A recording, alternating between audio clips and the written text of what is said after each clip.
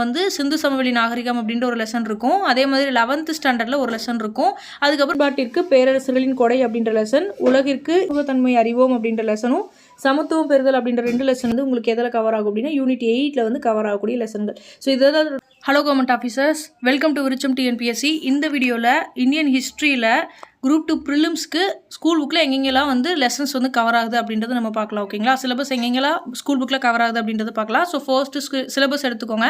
And அந்த சிலபஸில் சிந்து சமவெளி நாகரிகம், குப்தர்கள், டெல்லி சுல்தான்கள், முகலாயர்கள், மராத்தியர்கள், விஜயநகர பாமினி அரசுகளின் காலம், தென்னிந்திய வரலாறு, அதுக்கப்புறம் வந்து பார்த்திங்க அப்படின்னா இந்திய சமூக பண்பாட்டு வரலாற்றில் மாற்றங்களும் தொடர்ச்சியும், இந்திய பண்பாட்டின் இயல்புகள், வேற்றுமையில் ஒற்றுமை, இனம், மொழி, வழக்காறு, இந்தியா ஒரு மதசார்பற்ற நாடு, சமூக நல்லிணக்கம். ஓகேங்களா, ஸோ ரொம்ப ஈஸியாக தான் இருக்குது. ஃபஸ்ட்டு சிந்து சமவெளி நாகரிகம் எங்கெங்கெல்லாம் கவர் ஆகுது அப்படின்னா 6th ஸ்டாண்டர்டில் வந்து பார்த்திங்க அப்படின்னா 6th ஸ்டாண்டர்டில் ஃபர்ஸ்ட் டேர்மில் வந்து சிந்து சமவெளி நாகரிகம் அப்படின்ற ஒரு லெசன் இருக்கும். அதே மாதிரி 11th ஸ்டாண்டர்டில் ஒரு லெசன் இருக்கும்.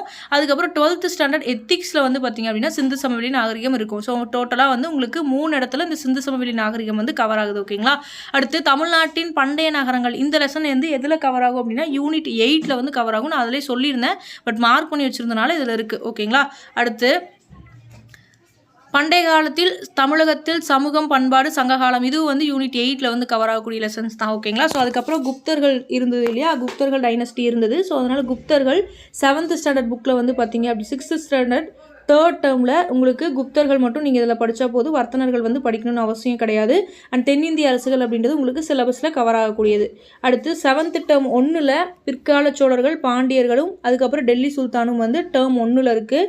அண்ட் டேர்ம் 2ல் விஜயநகர பாமினி, முகலாய பேரரசு, மராத்தியர்கள் வந்து இருக்குது. ஓகேங்களா, அடுத்து டேர்ம் 3ல் வந்து என்னென்ன லெசன்ஸ் வந்து கவர் ஆகுது, இந்த 2 லெசனுமே உங்களுக்கு யூனிட் 8 வந்து கவர் ஆகக்கூடியது. ஓகேங்களா, தமிழ்நாட்டில் கலையும் கட்டடக்கலையும், தமிழகத்தில் சமணம், பௌத்தம், ஆசீவக தத்துவங்கள், இது எல்லாமே உங்களுக்கு எதில் கவர் ஆகுது அப்படின்னா யூனிட் 8 வந்து கவர் ஆகக்கூடியது. அதுக்கப்புறம் இந்த 3 லெசனும் உங்களுக்கு ஐஎன்எம்ல கவர் ஆகக்கூடியது. இந்த 2 லெசன் இதுவும் வந்து பார்த்திங்க அப்படின்னா இந்த 2 லெசன் இந்தியாவில் கல்வி வளர்ச்சி அண்ட் இந்தியாவில் தொழிலகங்களின் வளர்ச்சி அப்படின்றது வந்து எதில் கவர் ஆகக்கூடியது அப்படின்னா யூனிட் 9 வந்து கவர் ஆகக்கூடியது. ஓகேங்களா, ஸோ இந்த லெசனும் வந்து உங்களுக்கு யூனிட் 8 வந்து கவர் ஆகக்கூடியது தான். ஓகேங்களா, ஸோ 8th இருக்கக்கூடியது எல்லாமே 8th and 10th 12th இந்த 3மே ஐஎன்எம்க்கும் யூனிட் 8க்கும் வந்து கவர் ஆகக்கூடியது. 9th ஸ்டாண்டர்டில் இருக்கக்கூடிய இந்த 2 லெசன், அதாவது பண்டைய நாகரிகங்கள், தொடக்ககால தமிழக சமூகம், பண்பாடு, இந்த 2 லெசனும் யூனிட் 8 தான் கவர் ஆகுது. ஓகேங்களா, ஸோ இங்கே வந்துருங்க. ஓகேங்களா, ஸோ 7th 11th மட்டும்தான் உங்களுக்கு எது அப்படின்னா ஹிஸ்ட்ரியில் வந்து கவர் ஆகக்கூடிய லெசன்ஸ். ஓகேங்களா, இப்போது இந்த இதில் நான் சொல்லியிருந்தேன் இல்லையா, சிந்து சமவெளி நாகரிகம் அப்படின்றது வந்து உங்களுக்கு எதில் கவர் ஆகுது அப்படின்னா 6th டேர்ம் 1ல் ஒரு லெசன், 3வது லெசன் பார்த்தீங்களே அந்த லெசனும், இந்த லெசன்லேயும் உங்களுக்கு சிந்து சமவெளி நாகரிகம் வந்து கவர் ஆகிருது. அண்ட் தென்னிந்திய அரசுகள் அப்படின்றது வந்து 7th ஸ்டாண்டர்டில் ஒரு லெசனும், அண்ட் இதில் வந்து இந்த ஒரு லெசன் வந்து கவர் ஆகக்கூடியது. ஓகேங்களா, அடுத்து உங்களுக்கு வேறு என்ன இருக்குது அப்படின்னா அந்த லெசனும், அதுக்கப்புறம் தென்னிந்தியாவில் பண்பாட்டு வளர்ச்சி, இந்த 2 லெசனுமே இந்த தென்னிந்திய அரசுகளுக்கு ரிலேட்டடாக வரக்கூடிய சிலபஸில் கவர் ஆகக்கூடிய லெசன்ஸ் தான். ஓகேங்களா, அண்ட் குப்தர்கள் பார்க்கும்போது 7th ஒரு லெசன், இங்கே 11th ஒரு லெசன். ஓகேங்களா, அதுக்கப்புறம் பிற்கால சோழர்கள், பாண்டியர்கள் அப்படின்றது 7th ஒரு லெசன், இங்கே ஒரு லெசன் வந்து கவர் ஆகுது. அண்ட் அடுத்து வேற என்ன இருக்கு அப்படின்னா முகலாய பேரரசு, உங்களுக்கு முகலாய பேரரசு ஆகட்டும், அண்ட் அதே மாதிரி மராத்தியர்கள் ஆகட்டும், பாமினி, விஜயநகர்கள், இது எல்லாமே 7th ஒரு லெசனும், இங்கே 11th ஒரு லெசனும் இருக்கும். அதுக்கப்புறம் வந்து பார்த்தீங்க அப்படின்னா இங்கே என்ன அப்படின்னா அரேபிய துருக்கியர் வருகை அப்படின்றது இருக்கு இல்லையா, ஸோ இந்த இதில் வந்து டெல்லி சுல்தான் அப்படின்றது கவர் ஆகக்கூடியது. அடுத்து வந்து பார்த்தீங்க அப்படின்னா இந்த 3 லெசனுமே உங்களுக்கு எதில் கவர் ஆகும் அப்படின்னா ஐஎன்எம்ல வந்து கவர் ஆகக்கூடிய லெசன்.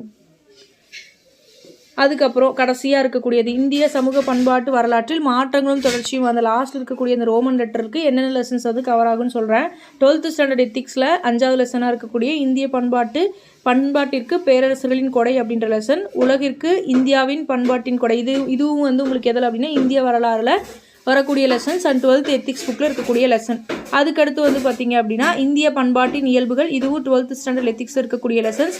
அதுக்கப்புறம் வேற்றுமையில் ஒற்றுமை, இதுவும் 12th ஸ்டாண்டர்ட் எத்திக்ஸில் இருக்கக்கூடியது.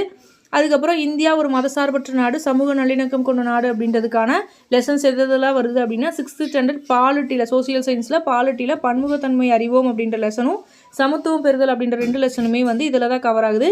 அண்ட் அதே மாதிரி 8th சோசியல் சயின்ஸில் டேர்ம் 2ல் சமய சார்பின்மையை புரிந்து கொள்ளுதல் அப்படின்ற லெசன் வந்து கவர் ஆகுது. ஓகேங்களா, ஸோ இதுதான் 12th ஸ்டாண்டர்ட் எத்திக்ஸில் ஹிஸ்ட்ரியில் கவர் ஆகக்கூடிய லெசன்ஸ் என்னென்ன அப்படின்னா இந்திய பண்பாட்டின் இயல்புகள், வேற்றுமையில் ஒற்றுமை, அதுக்கடுத்து வந்து பார்த்திங்க அப்படின்னா இந்திய பண்பாட்டிற்கு பேரரசுகளின் கொடை, உலகிற்கு இந்திய பண்பாட்டின் கொடை. இது இந்த 4 லெசனும் உங்களுக்கு எதில் கவர் ஆகுது அப்படின்னா இந்தியன் ஹிஸ்ட்ரியில் கவர் ஆகுது.